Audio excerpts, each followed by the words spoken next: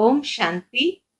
आज 20 फरवरी 2021 के मधुर महावाक्य है और आज की मुरली बाबा की बहुत धारणा युक्त मुरली है। बाबा ने कहा, जब तुम देह अभिमान में आ जाते हो तो पुराने संस्कार इमर्ज होते हैं और आपस में टकराव हो जाता है, जिसके कारण फिर माया की ग्रहाचारी बैठ जाती है। इसलिए बाबा हम बच्चों को श्रीमत देते हैं, बच्चे देही अभिमानी बनो। जब देही अभिमानी बनते हैं तो माया की ग्रहाचारी भी उतरने लगती है और हम आत्माएं शुद्ध और पावन बनती जाती है। तो सुनते हैं बाबा के मधुर महावाक्य। ओम शांति। मीठे बच्चे, तुम ईश्वरीय संप्रदाय हो। तुम्हें ज्ञान सूर्य बाप मिला है। अभी तुम जागे हो तो दूसरों को भी जगाओ।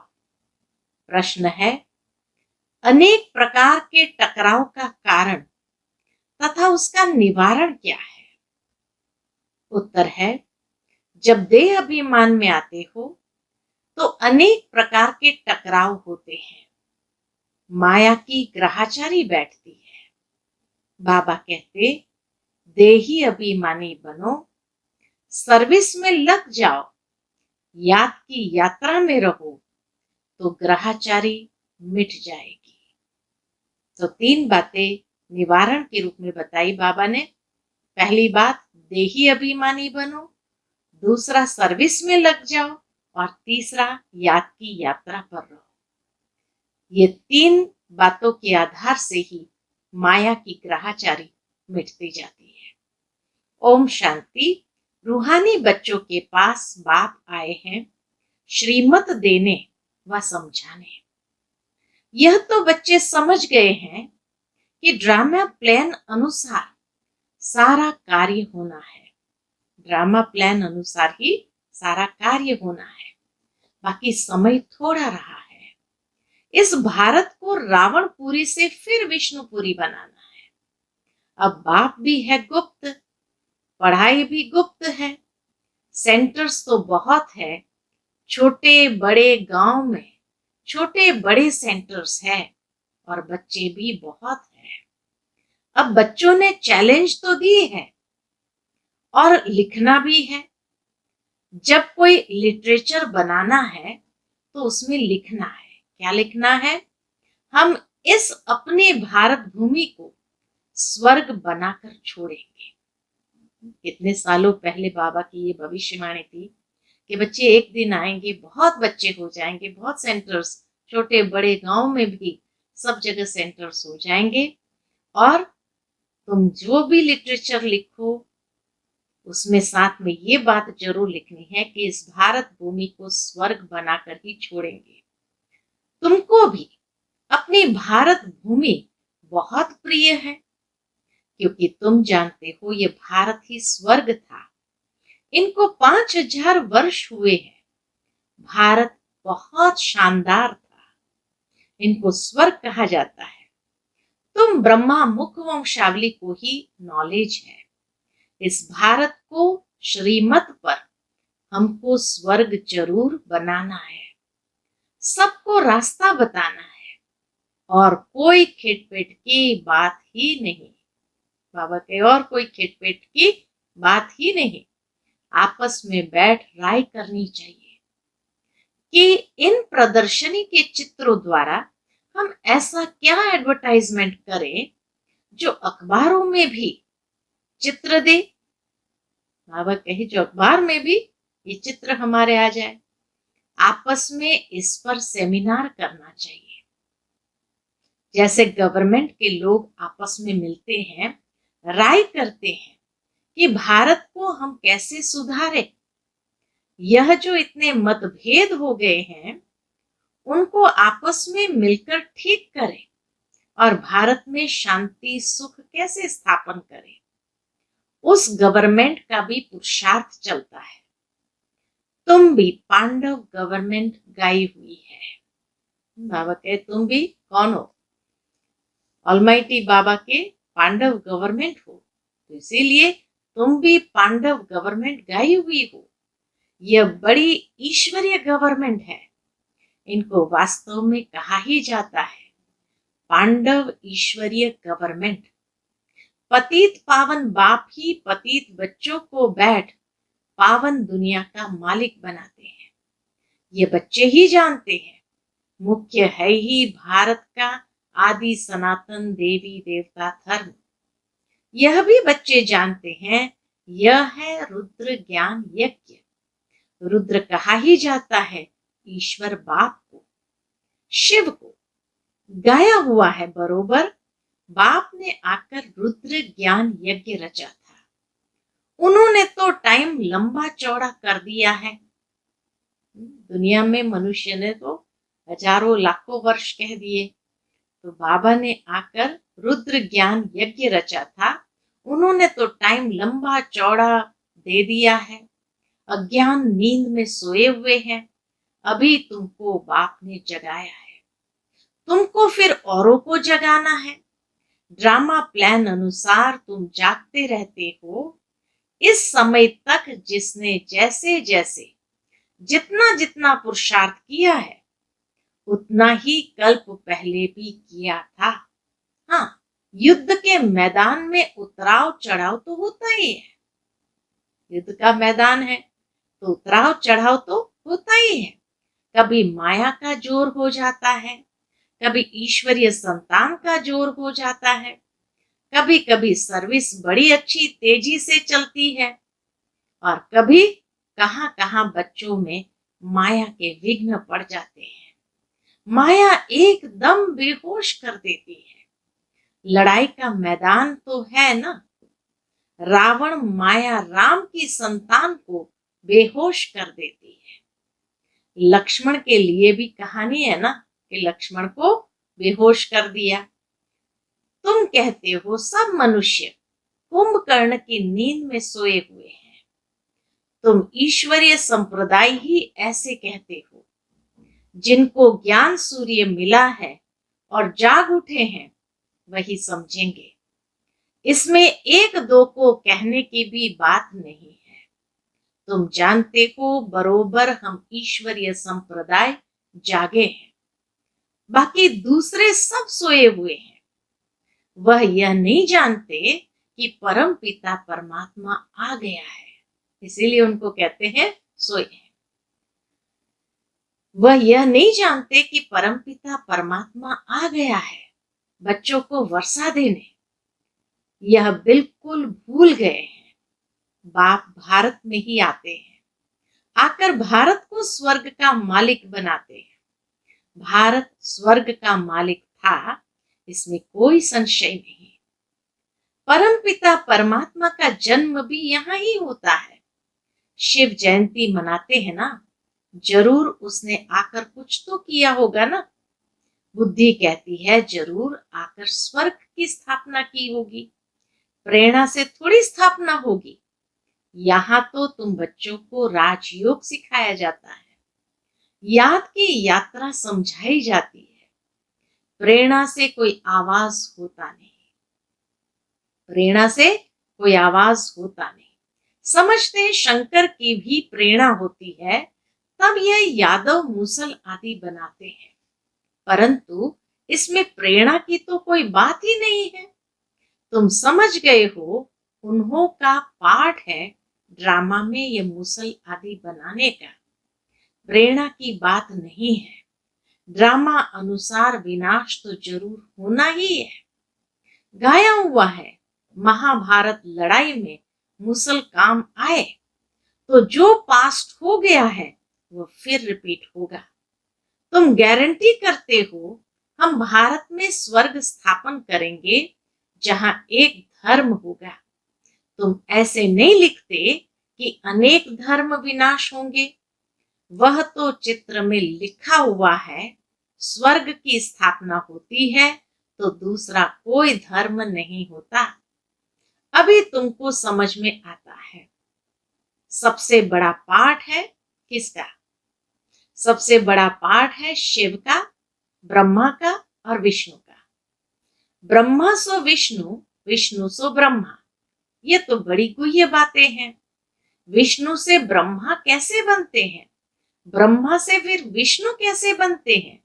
ये सेंसिबल बच्चों की बुद्धि में झट आ जाता है। दैवी संप्रदाय तो बनते ही है, एक की बात नहीं है। इन बातों को तुम बच्चे समझते हो। दुनिया में एक भी मनुष्य नहीं समझता। दुनिया में एक भी मनुष्य नहीं समझता। वह लक्ष्मी नारायण व विष्णु की पूजा भी करते हैं, परंतु उनको यह पता नहीं है कि विष्णु के ही दो रूप लक्ष्मी नारायण है, जो नई दुनिया में राज्य करते हैं। बाकी चार भुजा वाला कोई मनुष्य नहीं होता। तो बाबा कहे बाकी चार भुजा वाला कोई मनुष्य नहीं होता। ये सूक्ष्म वतन में एम ऑब्जेक्ट दिखलाते हैं प्रवृत्ति मार्ग का। ये सारे वर्ल्ड की हिस्ट्री ज्योग्राफी कैसे चक्कर लगाती है, ये कोई नहीं जानते। बाप को ही नहीं जानते तो बाप की रचना को कैसे जान सकते?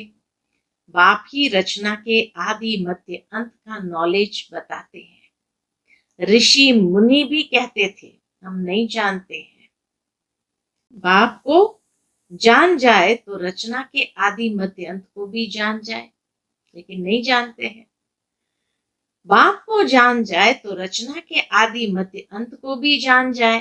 बाप कहते हैं मैं एक ही बार आकर तुम बच्चों को भी सारी नॉलेज समझाता हूं, फिर आता ही नहीं। एक ही बार आते हैं, सारी नॉलेज समझाकर चले जाते, फिर बाबा नहीं आते हैं। तो रचता और रचना के आदि मध्य अंत को जाने ही कैसे? जब बाबा ही एक बार आते हैं तो बाकी मनुष्य कैसे जानते हैं? बाप स्वयं कहते हैं मैं सिवाय संगम युग के कभी आता ही नहीं हूं। मुझे बुलाते भी संगम पर है। पावन सतयुग को कहा जाता है, पतित कलयुग को कहा जाता है, तो जरूर मैं आऊंगा पतित दुनिया के अंत में ना। कलयुग के अंत में आकर पतित से पावन बनाते हैं। सतयुग आदि में पावन है, यह तो सहज बात है ना। मनुष्य कुछ भी समझ नहीं सकते कि पतित पावन बाप कब आएंगे। अभी तो कलयुग का अंत कहेंगे। अगर कहते हैं कलयुग में अजुन 40,000 वर्ष पड़े हैं, तो और कितना पतित बनेंगे। कितनी लॉजिक बात बाबा बताते हैं कि अगर कहते हैं कलयुग में अजुन 40,000 वर्ष पड़े हैं, तो और कितना पतित बनेंगे। कितना दुख होगा, सुख तो होगा ही नहीं। कुछ भी मालूम न होने कारण बिल्कुल ही घोर अंधेरे में है।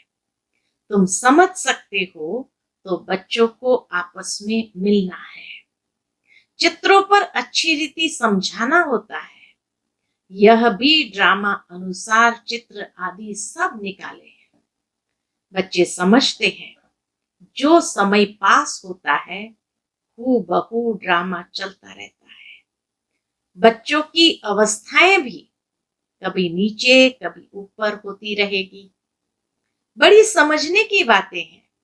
कभी कभी ग्रहाचारी आकर बैठती है तो उनको मिटाने के लिए कितने प्रयत्न करते हैं। बाबा घड़ी घड़ी कहते हैं बच्चे तुम देह अभिमान में आते हो इसलिए टक्कर होता है। इसमें देही अभिमानी बनना पड़े। बच्चों में देह अभिमान बहुत है। देखो बाबा कैसे बच्चों के साथ बात करते हैं, और जैसे एक पिता अपने बच्चों को समझाते हैं, ऐसे बाबा कहते हैं कि बच्चे तुम देह अभिमान में आते हो इसीलिए टक्कर होता है। इसमें देही अभिमानी बनना पड़े। बच्चों में देह अभिमान बहुत है। तुम देही अभिमानी बनो तो बाप की याद रहेगी और सर्विस में उन्नति करते रहेंगे। ऊंच पद जिनको पाना है वह सदैव सर्विस में लगे रहेंगे। तकदीर में नहीं है तो फिर तदबीर भी नहीं होगी। तदबीर अर्थात पुरुषार्थ भी नहीं होगा। खुद कहते हैं बाबा हमको धारणा नहीं होती। कई बच्चे आकर बाबा को कहते बाबा हमको धारणा नहीं होती, बुद्धि में नहीं बैठता।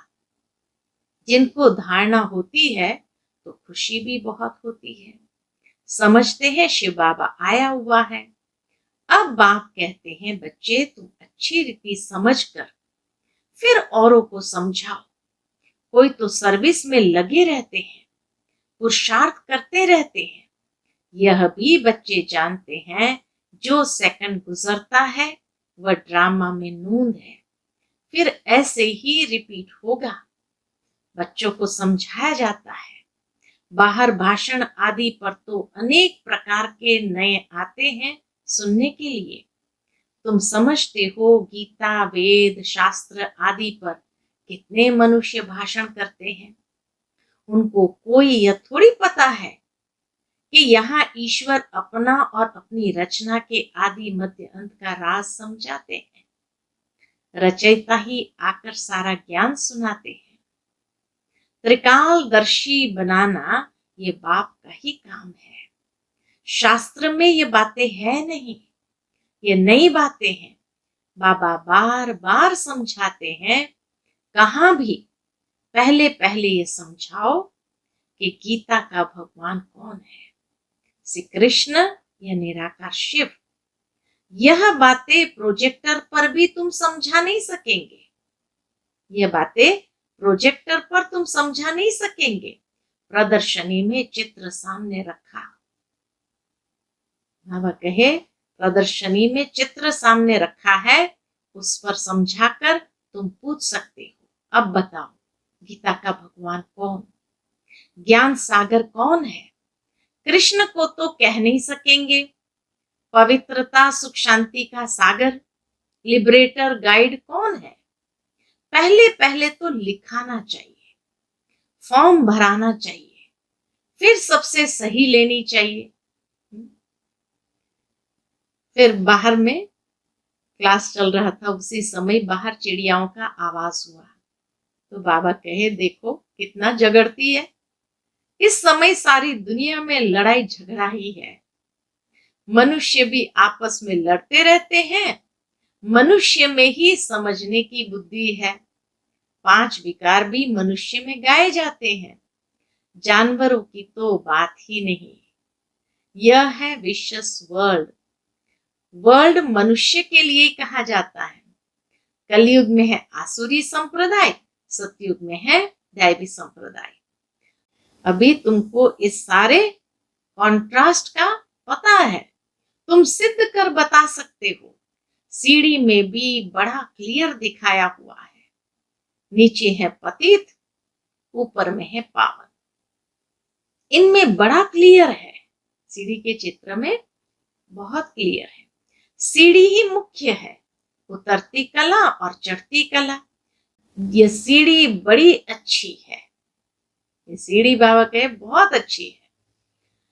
इनमें ऐसा क्या डाले जो मनुष्य बिल्कुल अच्छी रीति समझ जाए कि बरोबर ये पतित दुनिया है, पावन दुनिया स्वर्ग थी। यहाँ सब पतित है, पावन एक भी नहीं हो सकता। बाबा कहे पावन एक भी हो नहीं सकता। रात दिन ये ख्यालात चलना चाहिए। आत्म प्रकाश बच्चा लिखता है, प्रेस के आत्म प्रकाश भाई। तो बाबा कहे आत्म प्रकाश बच्चा लिखता है, बाबा ये चित्र बनाए।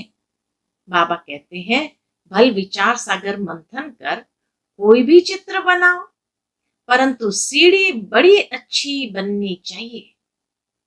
इस पर बहुत समझा सकते हैं। 84 जन्म पूरे कर फिर पहला नंबर जन्म लिया है, फिर उतरती कला से चढ़ती कला में जाना पड़े। इसमें हर एक का विचार चलना चाहिए, नहीं तो सर्विस कैसे कर सकेंगे। चित्र पर समझाना बहुत सहज होता है। सत्युग के बाद सीढ़ी उतरनी होती है, यह भी बच्चे जानते हैं। हम पाठधारी एक्टर्स हैं, यहां से ट्रांसफर हो सीधा सत्युग में नहीं जाते। पहले शांति धाम में जाना है। हाँ, तुम्हारे में भी नंबरवार है जो अपने को पाठधारी समझते हैं इस ड्रामा में। दुनिया में ऐसा कोई कह ना सके कि हम पाठधारी हैं। हम लिखते भी हैं कि पाठधारी एक्टर्स होते हुए भी ड्रामा के क्रिएटर, डायरेक्टर आदि मध्य अंत को नहीं जान सकते, तो वह फर्स्ट क्लास बेसमझ है। बाबा कहे वह कैसा है? फर्स्ट क्लास बेसमझ। किसको कहा?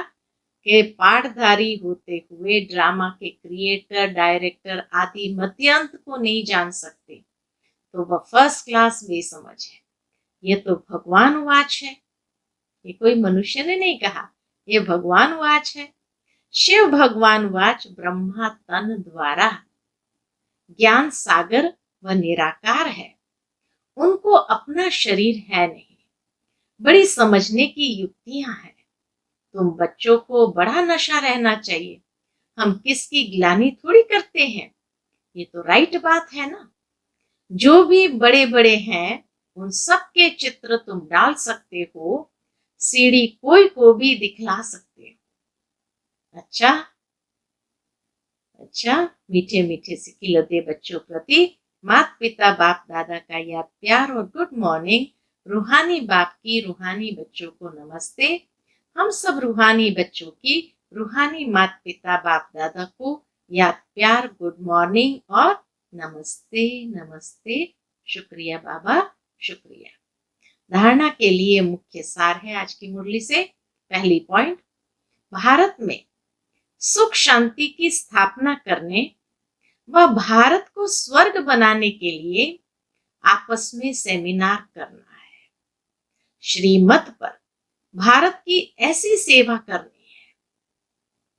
दूसरी पॉइंट, सर्विस में उन्नति करने व सर्विस से उच्च पद पाने के लिए देही अभिमानी रहने की मेहनत करनी है। ज्ञान का विचार सागर मंथन करना है। आज का बाबा का मधुर वरदान है, अपनी श्रेष्ठ धारणाओं प्रति त्याग में भाग्य का अनुभव करने वाले सच्चे त्यागी भव। अपनी श्रेष्ठ धारणाओं प्रति त्याग में भाग्य का अनुभव करने वाले सच्चे त्यागी भव। विस्तार है, ब्राह्मणों की श्रेष्ठ धारणा है संपूर्ण पवित्रता। इसी धारणा के लिए गायन है, प्राण जाए पर धर्म न जाए। किसी भी प्रकार की परिस्थिति में अपनी इस धारणा के प्रति कुछ भी त्याग करना पड़े, सहन करना पड़े, सामना करना पड़े, साहस रखना पड़े, तो खुशी खुशी से करो।